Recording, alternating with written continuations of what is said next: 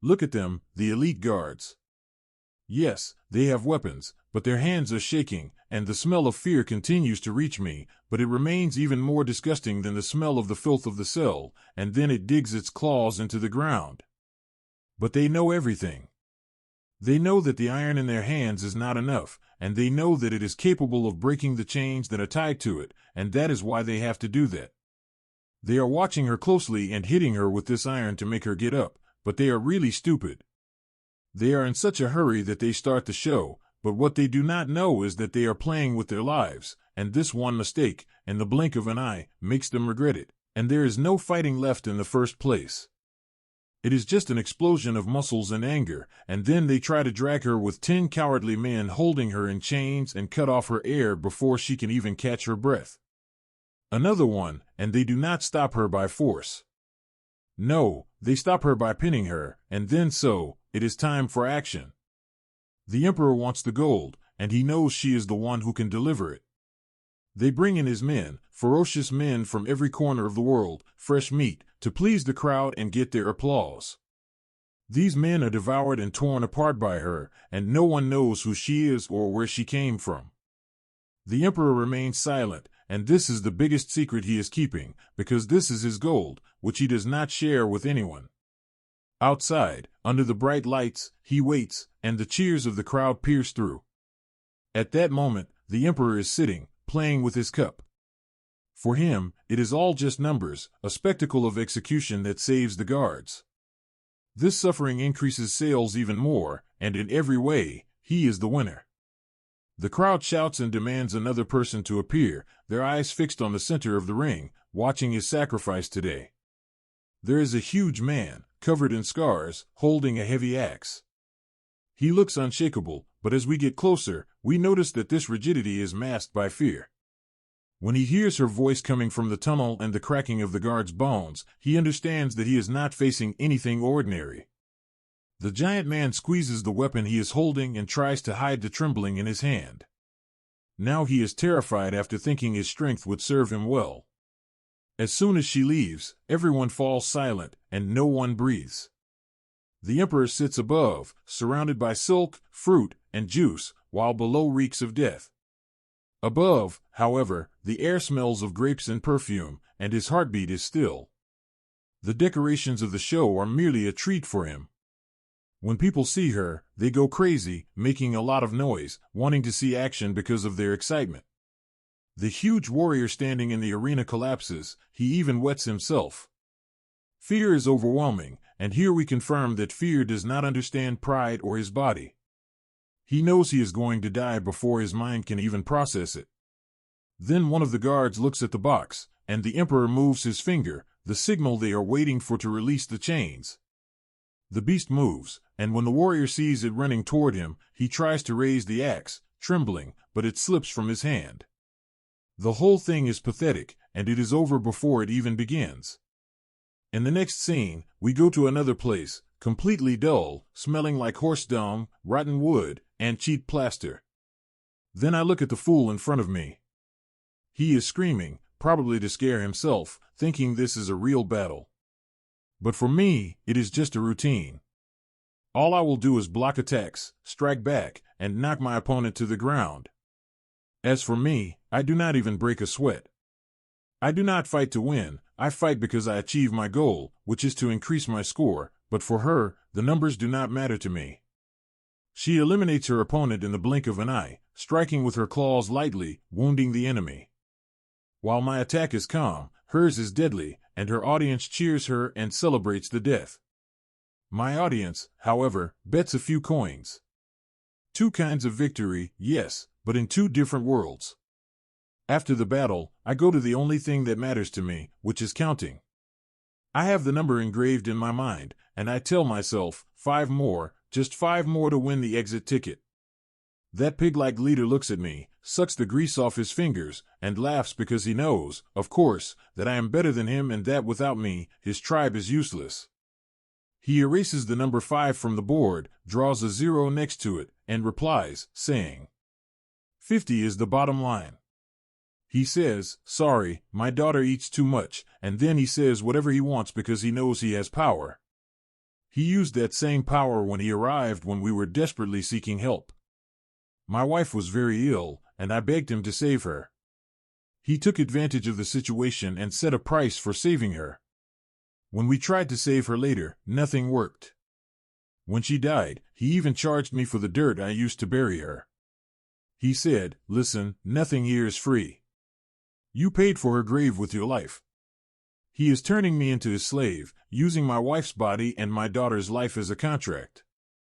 At that moment, I hear a voice inside me telling me to kill him. I tell myself to take the knife right here and slaughter him with it. But if I do that, his guards will kill my daughter. I look at her and see she is still standing, with 2 guards holding her, but she is not crying. Her head is held high, giving me a subtle signal, like she is telling me to hold on. But since she is holding on, I will hold on too. So I swallow my anger and say, "Okay, fine, make it 50. I will kill half the world if I have to." But I am the one who chooses to hold on, while the monster in the Capitol has no other choice. After the show ends, they take her back to the tunnel, but her victory does not free her, it just puts her back in the box. Above, the Emperor regrets it because the show ended so easily and quickly. When the Emperor gets bored, the devil starts to control his thoughts. At one point, I am counting the numbers. The Emperor is searching for miracles. His guards are searching the map with very simple orders, to bring the Emperor something indestructible within 10 seconds. When they search, they find the northern mountains, 10 feet of bone, and they are wearing fur. They bring in a bear fur-covered beast, chained like a dragon, looking like an invincible force. But in this particular arena, its size means you are just a bigger target.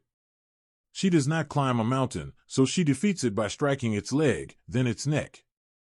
This time, the fight lasts 15 seconds, and the crowd never stops clapping. Then they bring in a butcher, a deformed man with a leather mask sewn onto his face. He looks like a brute, but when he enters the arena, he tries to scare her. But fear is useless, she is fear itself. She turns him into mincemeat before he can even land his first blow. Then they test the Iron Twins, who look like heavily armed tanks. When the Emperor sees them, he rubs his hands together and asks, "Are these the ones who will be here for a long time?" After the fight is over, the Emperor spills his glass, and I am fed up and have had enough after all the warriors have been defeated. They brought in giants and madmen, but she is the one who beat them all. The crowd is growing tired and bored because they want a real warrior. That is why the Emperor's soldiers look at the map, their eyes drawn to the edge toward the wilderness. At that moment, I am in the mud, just breaking another man's neck, so I look up at the sky as I count, saying 40. I keep counting, unaware that death is on the way, that I am the next meal on the list. When the soldiers arrive, I smell them before I even see them. They do not smell of sweat or despair, they smell of new leather and expensive oils. I see them before me, those city rats, looking at my world with utter disgust, as if we are insects. But when they look at me, their gaze changes. They do not see me as a man, they praise me like. One does not praise a horse before looking at its teeth. They searched the entire empire looking for monsters and saw giants and armed men fall. This was because they were slow and stupid. They keep watching me, taking notes, and seeing what no one else sees here because I do not waste anything, I do not strike in the air, and I do not wait for the crowd's cheers. With just one move, I break a bone, and after 2 moves, the corpse falls. When they see this, they say to themselves, "This guy is not playing around, he will be perfect for the mission." After I finish the battle, I stand in my place, and no one applauds. They just nod once, then they go to the chieftain's tent. At that moment, I feel my body go numb. They enter without greeting and place a heavy bag on the table. The bag rattles, and it is clear that it contains gold and much more money than this tribe has ever seen. 10 generations have passed, and they have come here to buy my debt. But this leader is stupid, he is eyeing the gleam of the coins and wants them, yes, but his pride is greater than his greed. He thinks he is the king of his garbage mountain, so he closes the bag, puts it back, and steps on their feet, telling them that I belong to him and that no one gives him orders on his land. He thinks he has won and that he has provoked them, but he is just stupid because the emperor's soldiers do not shout. They calmly take the bag of money, brush the dust off their clothes, and walk away without a scream or a threat. There is only the sound of silence. Then they go out, mount their horses, and one of them looks at me one last time, but it is not a goodbye look, it is a look that says, "I want to see you soon." Meanwhile, the leader sits laughing inside his tent, celebrating his victory. But I know this silence scares me more than any war cry. But they do not leave because they have surrendered, they leave to get the rope. That is because the emperor's dog never drops a bone, he just comes back with a bigger pack. At night, everything seems calm and normal. The leader is asleep, and he is convinced he has won. I am standing outside, not needing to be chained, and my daughter is sleeping 100 meters away. As long as she is there, I never move, she is like my handcuffs. But the wind changes, and the crickets all suddenly fall silent. The smell is not rain anymore, it is the smell of punishment. Then the sky rains fire, and it is not just a violent attack, it is fire arrows falling in equal ranks. The tents catch fire everywhere, and the whole camp wakes up, and people scream. But I do not scream, I run toward them, and they emerge from the smoke, just like in the legend. They stand like walls of shields. And they do not even run, they walk, cutting down the tribe like weeds being pruned. They come to punish just one man, but they kill everyone in their path. Then the pig chief comes out of his tent, his face pale, not looking like a king, but like a wet rat. He opens his mouth, wanting to speak, wanting to negotiate, but the girl is the key. But the emperor is not there to listen. The sword goes down his throat before he can speak, and he falls, bleeding profusely. As he dies, the secret dies with him, and no one else knows who she is or what she is worth. To them now, she is just an ordinary woman from the tribe. Then the soldiers gather around me and beat me with their shields until I spit blood. They even put my head in the mud. That is when I see her, and I see them throwing the women and my daughter with them, the one searching for me with her eyes. The officer looks at them with disgust. He does not see people in front of him, he sees obstacles. As far as he is concerned, these women are useless in the arena battle. Then he looks at the merchants waiting behind him and tells them to sell these women and take what they need for the journey.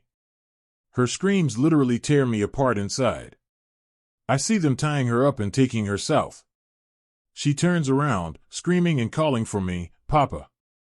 In the middle of my shouting, one of the soldiers hits me on the back, silencing me. He says, "You are coming with us, you beast." The leader is already dead, but they have taken with them the only thing that gave me a reason to live. I see it disappear into the darkness as they sell it like scrap metal. Then they take me north, toward the capital. They think they have captured me, but they do not realize that in doing so, they have freed me. This is because the man who lost everything was only alive because he had no brakes. When I arrive, they push me toward the light, toward the arena. The place there is huge, but it smells like the pit I used to fight in. They keep shouting my name, and none of them know that I consider myself dead. They have already taken my daughter and left me with nothing but the motivation to kill. When they open the gates, she comes out, a mountain of muscles. Now I understand why the others soiled themselves here in the arena. But that does not happen to me at all. This is because fear is felt by people who have something they might lose. Then I get closer, and she stretches her legs to jump, looking into my eyes, expecting to see fear, for example. But she is shocked. Then her eyes keep looking at me, and this time she does not see a warrior, she sees the invisible collar she wears around her. My neck trembles for a moment, and this is my chance. I lunge at her, screaming, and the emperor ducks forward, expecting my head to be severed and rolled to the ground. But I leap high and break the chains binding her with my sword. Everyone was waiting for my sword to strike her neck, but it falls on the iron. She looks at her hands, now free, then looks at me and shakes her head. The audience remains silent in shock. The emperor throws down his cup and shouts, ordering his soldiers to kill us both, but it is too late. It is no longer a fight. She grabs the soldiers, tearing them apart with her claws, and throws the corpses behind her. I protect her back, fighting the soldiers behind her, deflecting the arrows they are using to hit her. We move together as if we have been fighting together our whole lives, and when we find the exit open, we run toward it, but 2 guards on horseback come toward us and try to stop us. However, they make the biggest mistake of their lives because they are easily defeated. They even bring us the means of transportation. I throw the first guard at the second, jump onto the horse, and call to her, telling her to get on. She jumps onto the horse, which is scared and terrified that there is a lion on top of it. Then we emerge from the tunnel, smashing through the barriers, leaving the Empire behind and the Emperor's shouted orders. After we escape and get away, we stop in a safe place. When the silence returns, I stand by the lake and wash the blood off my face. I look into the water and see a broken man who has declared war on the whole world. She comes and sits next to me, breathing heavily, looking south. She knows what I am thinking. Then I tell her, my voice breaking, that I had lost her. I tell her that they sold her like a block of bricks, but I have to find her, even if it means setting the Empire ablaze. She is there, stone by stone, looking at me with her golden eyes. The impossible happens, and she finally prepares to speak. Her voice is like a raspy whisper, but it is a human voice. She places her claws on my shoulder and says, "You will not burn this world alone. Be confident that I am by your side and will always help you." Then we mount our horses again and move on. Meanwhile, in the capital, the atmosphere is incredibly tense. The Emperor receives his men, who bring one of the soldiers who was in the arena before him. His comrades lift him up, and he trembles before the throne, knowing that what he is about to say will be like poison. The Emperor tells him to confess what happened, and the soldier tells him what no one wanted to see in the camp during the attack. He says, "The girl," his voice barely audible, his blood oozing as he explains that the girl who went with the merchants, when they captured her, screamed and called for her father. The Emperor froze in place, and at that moment his mind connected the events. He understood why she fought like a devil and the mistake his soldiers had made. This girl could not be sold to the merchants as a slave. She was the thread they needed, the only thing that could bring him to his knees. He shouted at the guard, "And you sold her to the merchants for a few coins. You unleashed the beast and threw away its chains." He looked at the terrified soldier before him after he confessed the truth and said, "You bunch of fools." He climbed down from his throne, drew his sword, and struck the soldier. After wiping the sword, he looked at his generals and said, "Find her and bring her to me immediately. Then I will return." And that is where it ends. The events of our story today. Stay tuned for new videos and summaries.